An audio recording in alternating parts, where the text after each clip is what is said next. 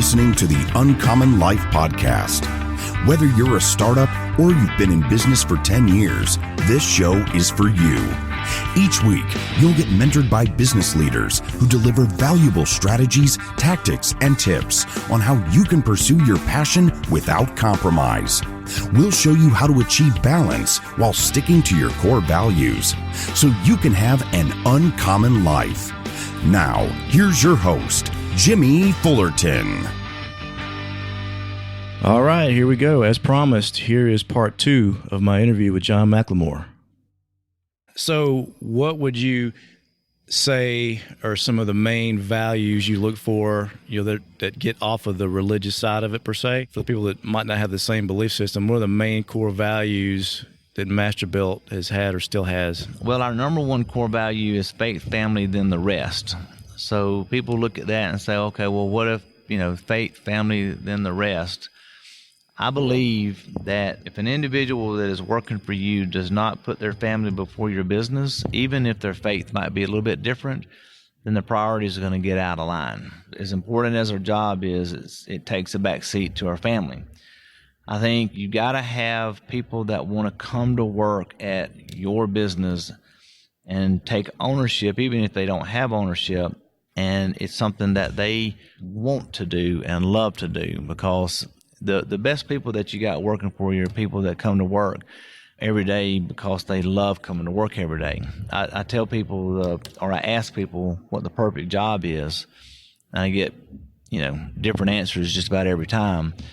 But my answer to the perfect job is the job that you love to do so much that you would do it for free, but you do it so well that you get paid every week. That's the perfect job. Yeah, absolutely. So faith, family, and everything else, it's really about balance. It is priorities and balance. Yeah. I have to say, I've known you for how many years now? Probably at least. Yeah. What year is it? 2019? 10 or so? Over 10 years. Yeah. And one thing I've always been impressed about with the McLemores is you seem to have mastered that balance.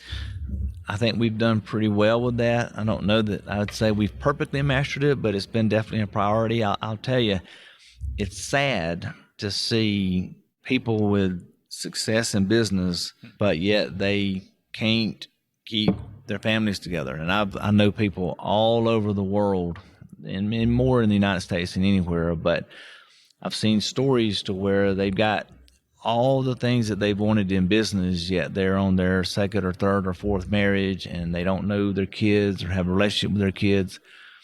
And to me, true success is being able to be successful at all things and balancing all things, because, if I achieve everything that I want to achieve at Masterbuilt, but don't have, my wife Tanya right there with me doing it, or a relationship with my 3 kids and now son-in-law and now grandkid, then it's not worth it. Well, what's the point?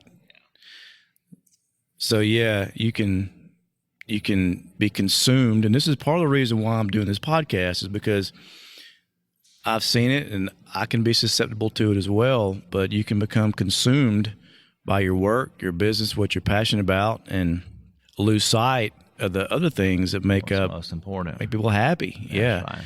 So what good does it do if you have a great business, but your family's falling apart, or you have both of those, but your health is going to pot? Yeah, my 5 priorities are God, family, country, health, and Masterbuilt. You put country ahead of health. Think about it. I flip-flop it, but no, I don't know. I love my country, just for the record. People are willing to die to live in a free country. Yeah. So, if you had to go to battle to stay in a free country, would you?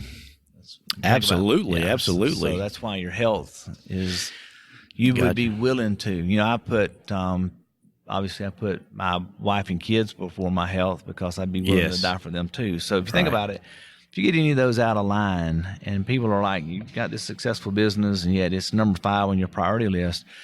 If you get sick, you cannot run your business. If you don't live in a free country, you cannot be able to have a business. If you don't have a family, it's not worth it. And for me, God's obviously number 1. Without that, it doesn't matter. Yeah, I could not agree more. So What kind of advisors or mentors have you had who have influenced you in your life to kind of help you come to these conclusions? Tanya has been a big one, and she doesn't even know it sometimes, or hasn't over the 31 years. But anytime that I would kind of get out of balance with work, and I did through the years at different times, she would say, look, if it's vital to the company staying afloat, it's one thing, but if it's just going to be the reason for us to, have a little bit more of whatever it is, then you got to get things in check. So Tanya's been great for me through the years. Believe it or not, having understanding kids through the years as we grew the company helped. But then outside of that, I started going to Cascade Hills about 25 years ago, and Bill Purvis, our pastor, it was the first time that I'd ever gone to church, and I was a new believer, some 32 or 3 years ago, and went to several churches, and probably more like 28 years ago, we started going to Cascade. It was the first time that I'd ever gone to church and pulled out a piece of paper and a pen to write down things that applied to me Monday through Friday. So he was teaching and preaching with a leadership style that instilled the values that we have today. So my pastor was a big one. There was a gentleman named A.C. Levi, who his son is Alan Levi, here in Columbus. I met him when I was, when Tanya and I were just starting to date, so about 33 or 4 years ago. And he was an older gentleman. I was a young business guy, loved everything that, he believed in. So anytime he would give me a chance to go to breakfast or lunch, I'd go and get his, input. And he actually was the gentleman. I'll never forget, I was sitting at an Indies restaurant eating breakfast, and A.C. Levi challenged me to start a Bible study at Masterbuilt in 1998. And I started a Bible study in 1998 at his advice. Had 2 people show up, and we have one a month, and it's been amazing. So yeah, I remember that. You've been doing that for a long time. Oh yeah. So yeah. Well, let's talk about some of the, maybe 1 or 2, if we have time, of the biggest challenges you faced at Masterbuilt, or it can be personal, how you overcame it and how that changed you. Whew. Deep.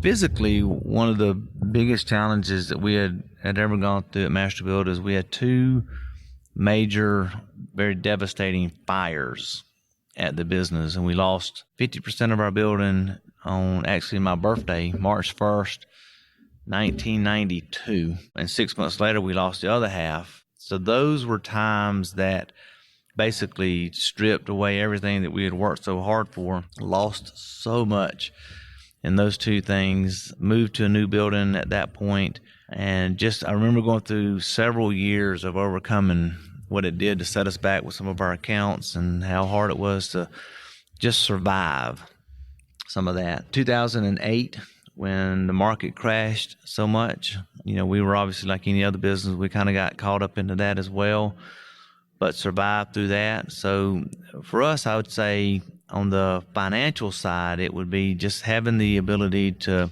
be cash flush within your company. Cash flush. And more companies go out of business because of lack of cash than they do profit. So you got to have cash flow. It's king. Especially when you go through a period like what you went through in those two times you just described. How did you change did you change your management style or adapt your management style, or how you spent your time during those really difficult times like 2008 or 92 when you had the fire? Yeah. How'd that influence you? We were, and still are, faced with, what do you do first? What's urgent or important? I hear that in the military all the time. What can you do right now? Yeah, and there is no easy answer to that, but you have to do some of the things that are urgent. Not all of them. You got to pick and choose your battles. But if you ignore what's urgent, then you can't get through it. But if you only do what's urgent, you will never do what's important. And because you don't do what's important, you are always doing what's urgent. Yeah. So, yeah, it's just a vicious circle. So through those difficult times, we were faced with, okay, we got to do what's urgent. We got to, replace the building, replace the equipment, Stay alive. We basically have to, the urgency was stay alive while not losing sight of where are we going to be in another year or 2 or 3, because in our business, if we don't develop new products on an annual basis, then we'll see a downturn in our sales, because you can't stay flat with products. You've got to always come out with the next innovative product that you can market and put in the customer's hands. So I bet one thing that happens during those times is it helps you learn how to really crystallize in your brain what's really important, what you really need to do in your company. Yeah. It helps weed out the trivial that might seem urgent in better times, but you can really weed that stuff out. Yeah, and I'm a big believer in writing things down. It was funny. We started this podcast, and I had written some things down and couldn't find it, and so I just had to go off of memory. I have to write stuff down too, because it frees up my brain if I'm not having to remember stuff. And I can tell you, if you write a list of 10 things to do, and any given day you'll do 10 things, they're not all going to be on that list, and it really is eye-opening to say we want to accomplish the following. You need to write it down. You need to document. Earlier, you asked me about employees, and they have the beginning of a new company. They don't have an HR department. You still have to write things down, document things, not just with employees, but set your goals, set what you're going to do on a daily, weekly, monthly, annual basis, and always strive to reach those goals, because running a business without goals is like running a race without a finish line. I mean, there's no end to it.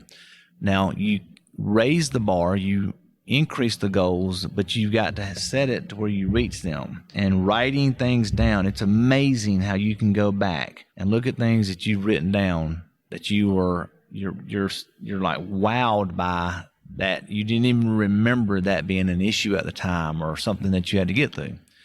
So you keep a written log of your to-do list, or I try to keep if I don't have a written log of my to-do list, I have a written log of my goals, what we're trying to accomplish.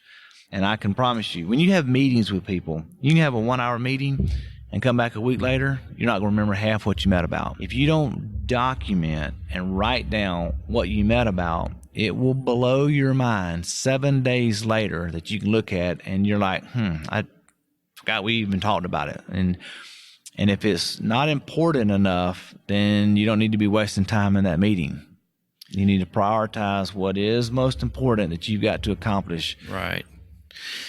Sometimes I know what I have struggled with in the past, because I'm a big believer in writing stuff down too. I'll write stuff down like goals. I'll have like a weekly, monthly, or annual, and I might even divide them into categories. What my biggest problem is, I forget to look at the list sometimes, so I got to remind myself to look. So I try to keep it as simple as I can, because if it's not simple, I won't be able to execute it. 100% of that is true, Jimmy, because if you put things out there that are just so overwhelming, you're never going to accomplish. You need to have a few things and just knock them off the list. And it's important because I don't forget who said this, but the most brilliant mind will long forget the most faint ink. Repeat that one more time. The most brilliant mind will long forget the most faint ink. Ink, like I-N-O. Like ink. Like if you write it down. Oh, I got you. I was thinking incorporated. But the most brilliant. I was overthinking that one a little bit. Meaning you can be the most brilliant person and you'll forget things that are not written down. That's a power quote if I ever heard one right there. Yeah.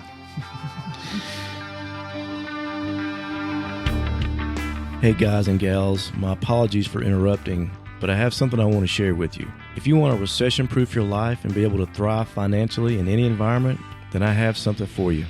It's a blueprint I use for business and life. It's a combination of what I've learned from my mentors and through my own blood, sweat, and tears over the course of 20 years. It contains 5 key principles that will transform and elevate your life and business if you apply them consistently. Believe me, if I had this blueprint 20 years ago, I could have saved myself a lot of time and money. But I'm sharing it with you now for free when you go to www.uncommonlifepodcast.com. You can get yours for free today. So that's good info. So I didn't know you were a big list taker, but that's definitely. I mean, I used to use remember the old day timers? I'm dating myself here, but yeah, I still have a catalog of some of those old day timers, and I go back and look at what I was doing, and it's definitely entertaining. You can learn a lot doing that as well. What would you say your superpower is, your biggest strength in life? If you had to pick one, you got to pick one too. You can't just Loving on people. Mm-hmm. I value a relationship with people, employees and friends and family, probably more than I do most anything. Because I believe if you have a relationship with somebody, you can overcome just about anything. I've told our employees before, I was like, if two people don't have a relationship, you can walk into that person's office and buy them lunch and write it on a piece of paper and put it on the corner of their desk and ask them to do it, and it may not ever get done. You can have a relationship with somebody and write it on the piece of a napkin, ball it up, and hit them in the head with it, and they'll unfold the napkin and read it and accomplish that goal for you because you've got a relationship with them. Yeah, life is about relationships. It's a relationship with Jesus Christ. It starts there. It's a relationship with your family, and it's a relationship with your employees. And to me, when business people, I don't believe in self-made millionaires. Okay? Somebody can sit at a computer and work the stock market and maybe make some money on their own.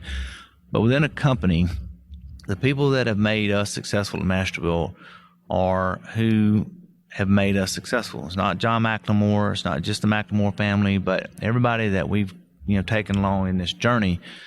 And for me to see them succeed and to be happy is more important than the success, because if you do that, the success is easier.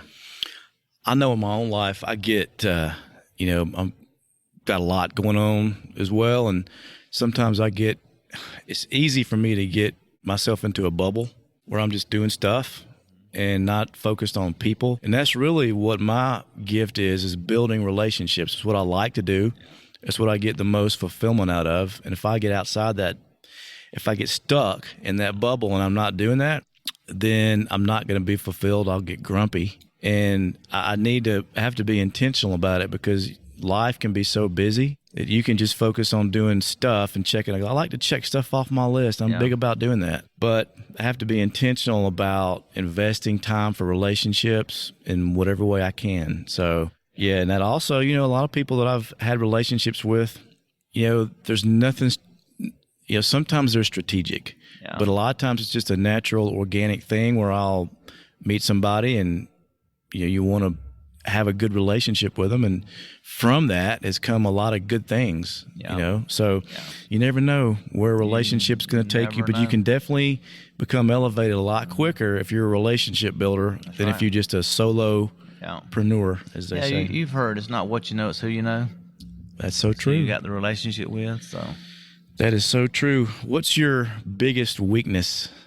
I can think of a bunch. But man, I can't tell you, so it's going to be hard to name just one or two. That's a real tough question right there. There's so many to choose from. I would say at times you got to be careful to not be too compassionate within your family business or your small business, and not be willing to make some of the tough decisions. That was probably a weakness of mine.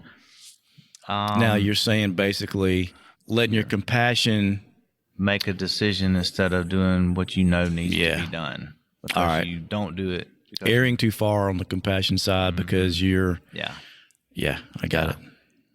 And that's probably the biggest thing within our business. I do, as much as I say I'm goal-oriented to write things down, getting diverted. I'm ADD, ADHD. Graduated from high school with a third grade reading level. That's a good point. Never went to college and struggled struggled learning and could not read, and never been tested, but been told I'm dyslexic. So that makes it harder when you're trying to study and learn and grow and do a business. But I promise you, if I can do it, anybody out there can do it. Well, that's a good point. How do you learn? Me? Yeah. I have to study something over and over and over and over and over again. By reading or by listening? Listening is easier for me when I know I've got to listen. I will tell you that might be a little bit of a weakness there. You ask, what are my weaknesses? I just asked for a weakness. You're giving me all this other stuff. Yeah, well, free. I think we got to be careful that we're so busy that we don't. You need to be present in the present.